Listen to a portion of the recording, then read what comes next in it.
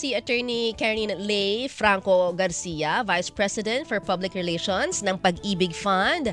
Attorney Karen, magandang umaga po. Lala Roque po ito. Maraming salamat sa pagkakataon. Magandang umaga, Miss Lala. Salamat Oo, po sa unahin na po pag-imbita. natin Napakarami na po kasi talagang concerned at gustong makarinig ng inyong panig po mula sa Pag-ibig Fund kasi napakarami ho talagang nasira ang tahanan, hindi ho ba? Mm. So ano po ba ang mga programa at iniaalok po na calamity fund ba ang tawag dyan ng Pag-ibig para sa mga naapektuhan po ng Bagyong Christine?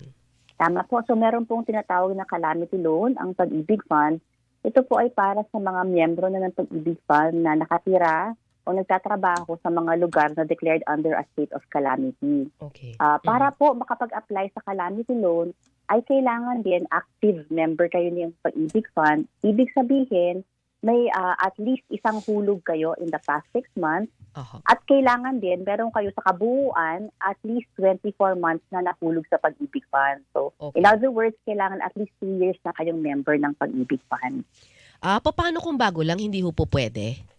Opo. So, kung bago lang, depende, no? So, when we say at least 24 months, pwede naman kasi 1 year lang pa lang kayo, pero equivalent to 24 months na ang hinulog nyo. Kasi meron ho 'di ba yung mga ang tawag nito yung parang yung self-employed. Yes. So yung mga ito sinasabi nyo kailangan lang sila, employee. Paano ho kung self-employed mga negosyante pero naguhulog sa Pag-ibig Fund? Can they Pwede po. also apply? Opo. Of course, basta po Pag-ibig Fund member kayo na meron ng 24 months na hulog sa Pag-ibig Fund. Okay. Magkano po ang halaga na pwedeng i-loan? At ano po ang requirements nito? Okay, so depende po ang halaga ng calamity loan. Okay. And it depends on how much na po ang ipon niyo sa Pag-ibig Fund. Okay. Percent po kasi ang loanable amount. Up to 80% of your savings with Pag-ibig Fund Opo. ang pwedeng ma-loan for calamity loan. So ano So, po, can you give us an example po yung maximum? Kasi di ba pag nag-housing loan kayo, 6 million eh. So, ibig sabihin Yes. kung umabot, paano? Kung gaano kalaki ang pwedeng i-loan ng isang tao, lalo na kung matagal na pala siyang miyembro. Okay. So so wala pong maximum ang calamity loan. So for example na lang, Opo. para madali, kung for example 100 pesos ang inyong hulog sa Pag-ibig Fund, then 80% nun ay 80 pesos. So itatanong niyo muna kung magkano nahulog. Paano kung may Mm-mm. existing loan na po siya? Paano po i-compute yun? Ima-minus po ba yung kanyang existing loan? Tapos kung ano yung tira, yun doon na lang po i-compute ang pwede pa niyang ma-loan? Ganun po ba yun? O tama po. So neto po, kung magre-renew kayo ng loan, ang makukuha niyo pong proceeds ay neto na from your existing loan. So tama po, ibabawas. So Okay. kaya po, lagi po kami may cap up to 80% lang ng inyong savings with Pag-ibig Fund. And kaya po siya may cap dahil mandato po ng Pag-ibig Fund na meron kayong ipon talaga by the time you retire. So Oho. kaya po, nagtatanong lahat, pera naman namin yan, ba't hindi gawing 100%? Yun po Opo. kasi ang mandato ng Pag-ibig Fund. Kailangan may maipon kayo para may makukuha kayo upon your retirement. Okay. So, linawin lang po natin, kailangan na ideklara pong nasa state of calamity ang lugar para ho maka-avail nitong loan na ito ng Pag-ibig? Tama po. So ito ang calamity loan. So either po kayo ay nakatira doon o nagtatrabaho doon. Oho. Paano naman po sa mga nasa lanta din pero hindi nag-declare under state of calamity ang lugar? Oho. Meron pa pong isang available loan sa Pag-ibig Fund. It's called the multi-purpose loan. Pareho din po ang requirements niya. Pareho din po na ang loanable amount niya na up to 80% ng inyong ipon sa Pag-ibig Fund. Okay. Ang differential lang po sa interest. Yon. So ang Ayun calamity nga. loan po, Ano pong yes. difference nila? Oho. So sa calamity loan po, dahil po parang emergency siya, we are offering the lowest interest rate in the market at 5.95%.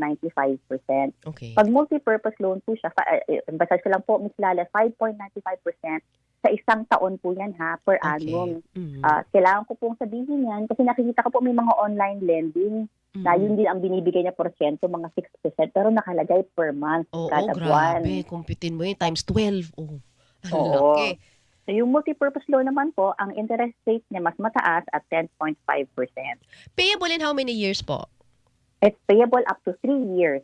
Okay. So, Pareho po tapos to may sa pareho multipurpose and po, calamity. 3 years. Okay. up to So, 3 years. gaano po katagal ang pagproseso pag naisumite ang requirements? Gaano po katagal kasi ito emergency talaga to para sa mga kababayan Oo. natin. Gaano ho katagal may expect at paano ho makukuha yung pondo at kailan din magsisimula ang bayaran ng kanyang loan?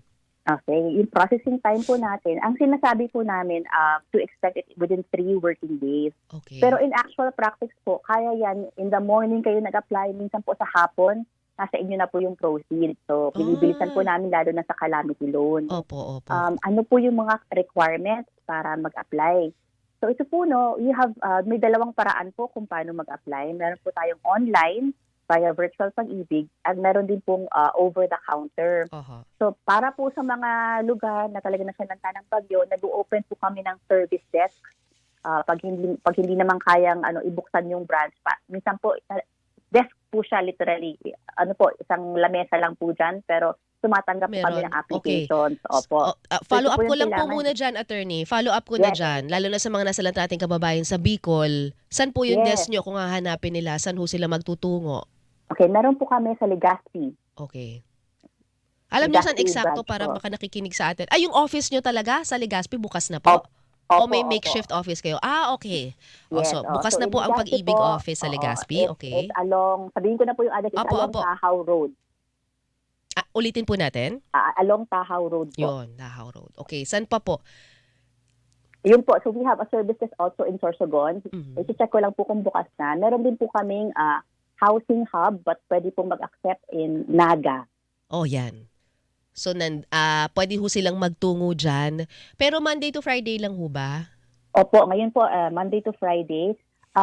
I-check ko lang po kung bukas pag Sabado. Hindi ko po sigurado. Okay. Tas regular working hours, 8 to 5. Regular. O meron Yes kayong po, extension?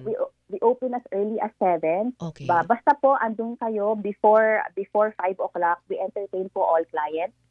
Basta before 5, nakapila na po. Okay. Pero kung hindi naman sila makatungo doon sa mga opisina, maaring hirap, pwede naman pong online.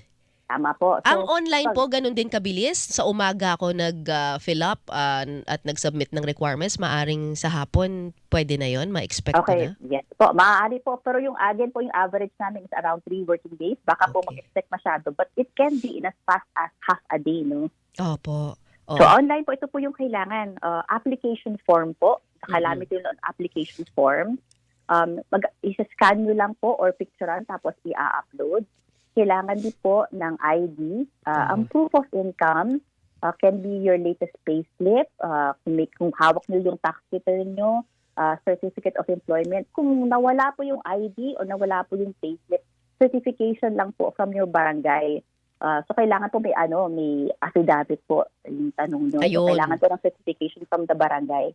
Oo. And then pag online po, ito po kasi yung kailangan po meron na kayong cash card yung tinatawag namin. So it's an ATM card issued by Pag-ibig Fund Mm-mm. para po pagtanggap ng loan proceeds, pupunta na lang kayo sa any ATM at i-withdraw from that cash card. Aha. Okay. I-follow up ko po dyan. Nabanggit nyo rin paano kung wala yung ID. At malamang marami hong wala. Dahil na baha yung kanilang mga dokumento. Alam mo, isa pa yun sa problema natin mga kababayan. Yung kanilang mga dokumento, birth certificate, yung Yes. mga importante, nabasa po. Paano kaya yun? So, ano nga hanapin yung... Pwede bang yung na lang niya, Pag-ibig number, kung alam niya? Pwede ho ba yun? Sapat na ho ba yun? Yung Pag-ibig number, kailangan pa po namin ng certification sa barangay na kayo po ay taga doon. So, yun na lang ang kanila. Yes. Tapos, enough na ho yun. Wala nang iba pang identity, birth certificate, marriage certificate, wala na hong ganon. Wala na po. Just the barangay certificate. Oho. Ito ho, may katanungan dito. Nabanggit nyo kanina, calamity loan, natamo ba? Nasa 5.5% per year. Opo, no? 5.95 po. Yes. Oo.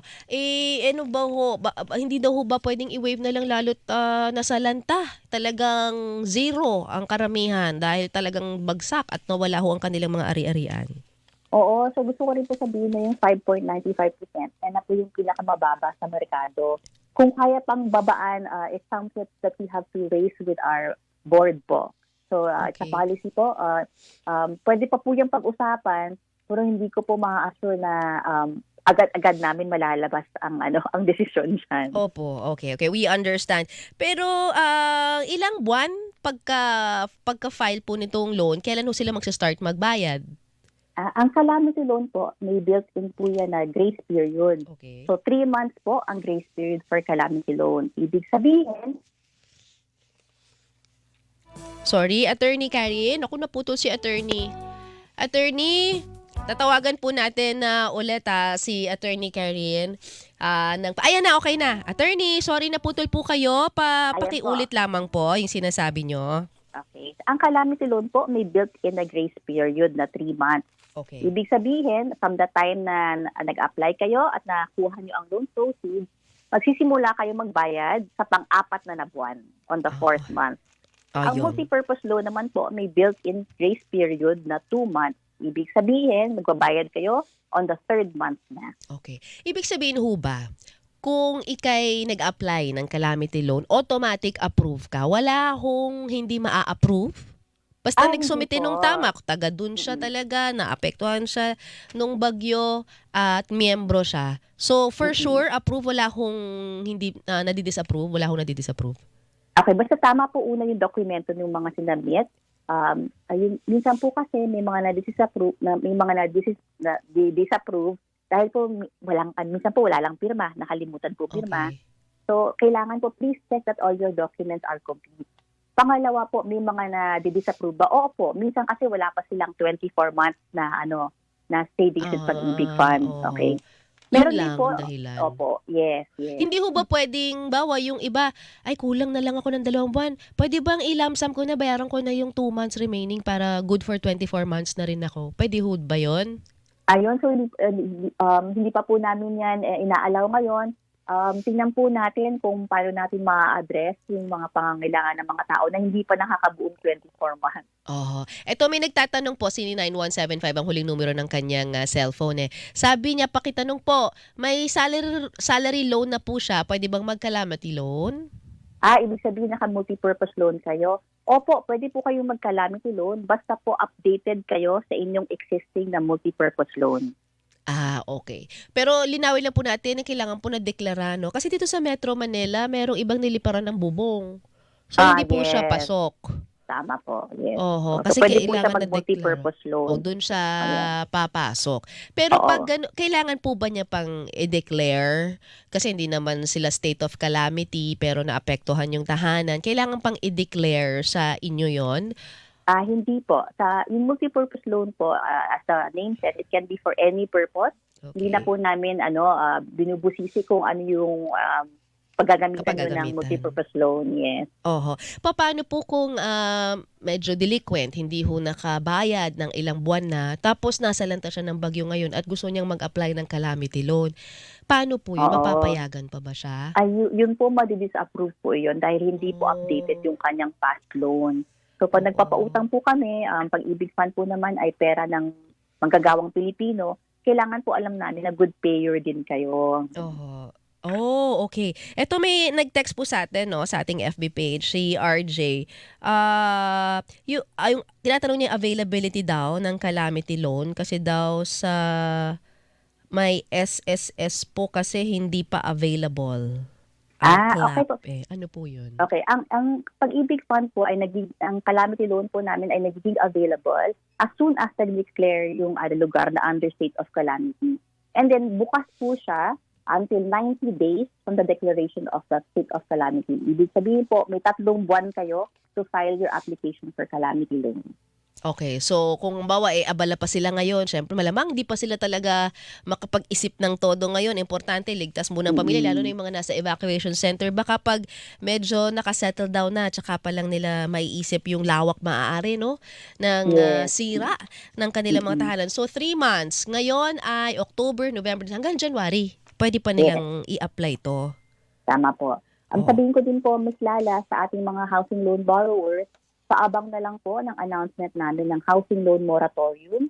Okay. So paabang na lang po noon.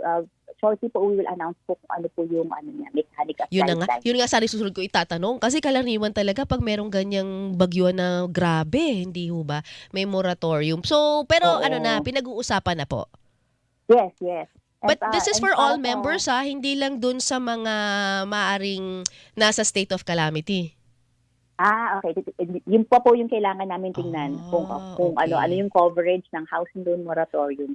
Pero sa lahat po ng housing loan borrowers ng Pag-ibig Fund, basta rin po updated kayo, pwede din yung pong i-avail yung insurance portion ng ating housing loan. Ano po yung Okay, insurance? ano po Pag yan? nabaha po ang ating bahay, pag natanggal po ang bubong, pwede pong mag-apply for the housing loan insurance para po you can use it to repair the damage to your home. Paano naman po yung proseso nun? Oo nga 'no, kasi 'pag naglo-loan ka kahit sa bangko 'di ba may required ka to pay for insurance kasi kung ano naman Tama po. mangyari. So ibig Tama sabihin, po. 'pag insurance ang iyong in-apply, hindi ikaw ang babayad nun, yung insurance yun 'di ba? Kasi kaya ka nga Tama po. nahuhulog 'di ba? So pakipaliwanag po para baka kasi inisip Sige. nila puro burden sa kanila 'no, na sila lahat ang magbabayad. Paano po Opo, 'pag baka nasa po ganong sitwasyon yung kababayan natin na attorney? opo. Yes, baka po nakakalimutan nila, sayang po, it's there. It's a benefit available to them. So, pwede din po kayo yung mag-apply for the housing loan insurance claim. The Mhm. form po is in our website, www.pag-ibigfund.gov.ph. Please accomplish the form. Kung kaya niyong picturean, okay, yung itsura ng bahay niyo ngayon, yung damage sa bahay, Oho. pwede din pong picturean. And then po, pwede i-send through this email. Contact us at pag-ibigfund.gov.ph. Oho. Yan po ang aming contact center that's open 24/7. Okay. Para po ma-claim yung parang sa kotse. Sa kotse ko po na hindi ko pa kasi na-experience sa bahay. 'Di ba pag sa kotse, bawa nabangga ka o binangga ka, may insurance. Pero Yes. parang meron ka pang participation fee. Pag sa bahay Ah, ho ba ganun din ang siste at kung meron man, ilang porsyento kung maglalabas pa talaga ng pera yung tao? so wala pong participation fee. May cap lang po siya that yung mag-a-assess po, kailangan i-assess kung magkano yung cost para maparepair yung bahay at yun po yung ibibigay na ito turn over na proceeds sa inyo. Okay. Gaano katagal? Would you have an idea gaano naman ho katagal pag ito naman po ang in-apply ng mga miyembro natin yung sa insurance? Pareho lang po within 3 working days.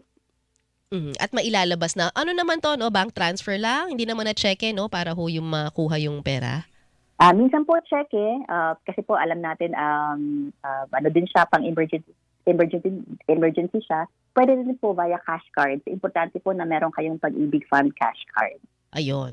So malaking tulong talaga yung cash card. Teka, may nagtatanong po dito, paano po pag kinakatlasan kami ng agency tapos hindi hinuhulugan ng agency po? Hindi pala Pa-report hinuhulugan po, ng okay. agency. Paano So, yun? ibig sabihin Kailangan po, nila kung naapektuhan sila ng kalamidad. Pero kinakaltasan, paano yun? Kailangan nila ng proof na nakaltasan po ako. 24 months, nakaltasan ako. Ko-consider mm-mm. po ba yun ng pag-ibig pero yung agency ang may kasalanan? Ay, opo, okay. So, meron po kaming enforcement division sa Pag-ibig Fund na talagang ito po ang mga issue na tinatakal. So, pwede na lang po pa-email, ipa-report sa amin. Oo. Sa parehong email address po, contact us at pag-ibigfund.gov.ph. Okay. So, posible pa rin sila makapag-loan kasi yun yung concern niya. Opo, nag-a-allow po talaga kami for exemplary circumstances. Example na lang po, nung buong pandemic po ay inallow po namin ang mga hindi na kapag-remit because of the pandemic. Okay. So yun, that's good news. That's good news. So kailangan lang ho nyo ngayon magpunta sa tanggapan ng pag-ibig o di kaya Or email ay na lang po. online or email Oo. them. Nako, I'm sure napakarami po yung email Oo. ngayon na Or tawag na lang po. Ito po yung 24/7 na Okay. hotline ng Pag-ibig Fund. Just dial 8 Pag-ibig or 87-244-244. yun. Ayan. Pakiulit po, attorney, para makuha Okay, nila. ito po yung mga hotline ng Pag-ibig Fund. You can email us, contact us at pag-ibigfund.gov.ph. You can go to our website, www.pag-ibigfund.gov.ph. May chat box po doon, 24/7 din. Or you can call us, just dial 8 Pag-ibig or 87-244-244.